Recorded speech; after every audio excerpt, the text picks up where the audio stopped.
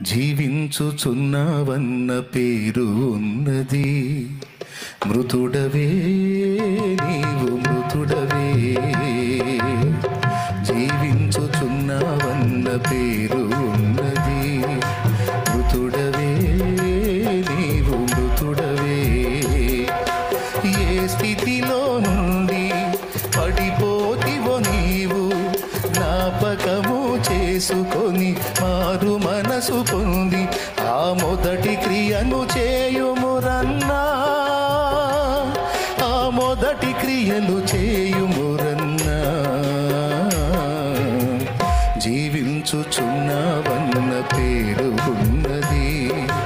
మృతుడవే నీవు మృతుడవే, జీవించుచున్నావన్న పేరు ఉన్నది.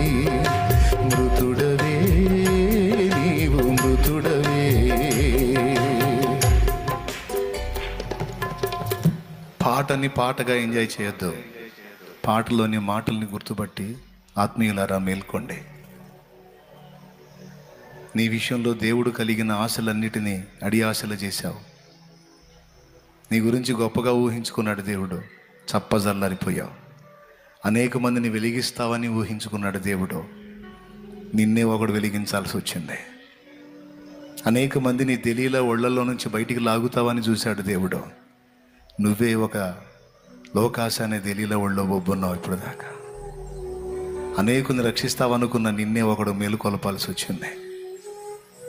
ఖచ్చితంగా ఇది పరిశీలించుకోవాల్సిన సమయం, ఆలోచించాల్సిన సమయం, దిద్దుకోవాల్సిన సమయం, దేవుని పాదాలను వెతకాల్సిన సమయం, పరిశుద్ధాత్మను పొందుకోవాల్సిన సమయం, దేవుని పాదాలు పట్టుకోవాల్సిన సమయం. ఎక్కడి నుంచి పడ్డావో నిన్ను చూసుకోవాల్సినటువంటి సమయం, నన్ను నేను చూసుకోవాల్సినటువంటి సమయం. ఎంతమందికి అర్థమవుతుంది నేను చెప్పే సంగతి? ఆత్మానుసారంగా మొదలుపెట్టి శరీరానుసారంగా ముగించిన మన స్థితిని, మన గతిని ఎరిగి మార్పు చెందాల్సిన సమయం. ఒకప్పుడు ఆత్మల భారం ఉండి కనిపించిన వాళ్ళకల్లా సువార్త చెప్పావు. అబద్ధం ఆడకుండా చెప్పు, ఈరోజు అలా చెప్పగలుగుతున్నావా? ఒకప్పుడు కనీసం వారానికి ఒకరిద్దరినైనా నేను దేవుని సన్నిధికి నడిపించాలని ఒక భారం కలిగి, ఒక బాధ్యత కలిగి ఆత్మల కోసం పరితపించావు.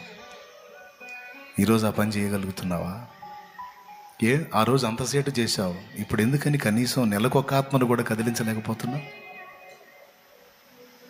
చదారిపోయావు, గురి పోయింది, దర్శనం పోయింది. ధనాన్వేషణలోనో, లోకాసుల అన్వేషణలోనో, లేకపోతే జీవపు డంబాల్లోనో పరిగెత్తుతున్నావు. దేవుడు అంటున్నాడు, నా కుమారి, నువ్వు ఏ స్థితిలోంచి పడ్డావో నీకు తెలుసా? ఒకప్పుడు ఎలా ఉన్నావు, ఇప్పుడు ఎలా అయిపోయావని ఆయన ప్రశ్నిస్తున్నాడు. నా కుమారుడా, ఏ స్థితిలోంచి పడ్డావో నీకు తెలుసా? ఒకప్పుడు ఎలా ఉన్నావు, ఇప్పుడు ఎలా అయిపోయావు?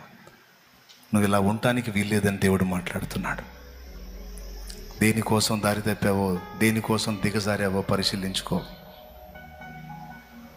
రక్షణ పొంద నిర్లక్ష్యం చేసేవాళ్ళు ఎవరి కోసం ఆగుతున్నారో పరిశీలించుకోండి. రక్షణ పొందని వాడు ఎవరిని లక్ష్య పెట్టకూడదు, రక్షణ పొందాలి. రక్షణ పొంది బలహీనపడ్డవాడు ఎక్కడ జారి పడ్డాడో చూసుకొని, దేని నిమిత్తం తొట్టుపడ్డాడో చూసుకొని, అది నేనైనా మీరైనా, నేను కూడా చూసుకుంటానండి. నా జీవితాన్ని నేను కూడా చూసుకుంటాను. నన్ను నేను వెతుక్కుంటాను, ఒంటరిగా కూర్చొని ఆలోచించుకుంటాను. స్టార్టింగ్లో ఉన్నట్టే నేను ఉన్నానా? ప్రారంభంలో ఉన్న భారం ఈనాటికి నాలో అలానే ఉందా? దిగజారిపోయిందా? ఆనాటి అభిషేక ప్రభావం ఎలా పనిచేసింది? మరి ఇప్పుడు ఎందుకు నేను ఇలా ఉన్నానని నన్ను నేను పరీక్షించుకునేటువంటి ఆ కృప దేవుడు నాకు ఇచ్చాడు. మనల్ని మనం వెతుక్కోవాలండి. ఎదుటోళ్ళని కాదు, ముందు మనల్ని మనమే వెతుక్కోవాలి. భక్తి సాధకులం కదా మనం, దేవుడి పిచ్చోళ్ళం కదా మనం. ఆయన నుండి దూరం కాకూడదు.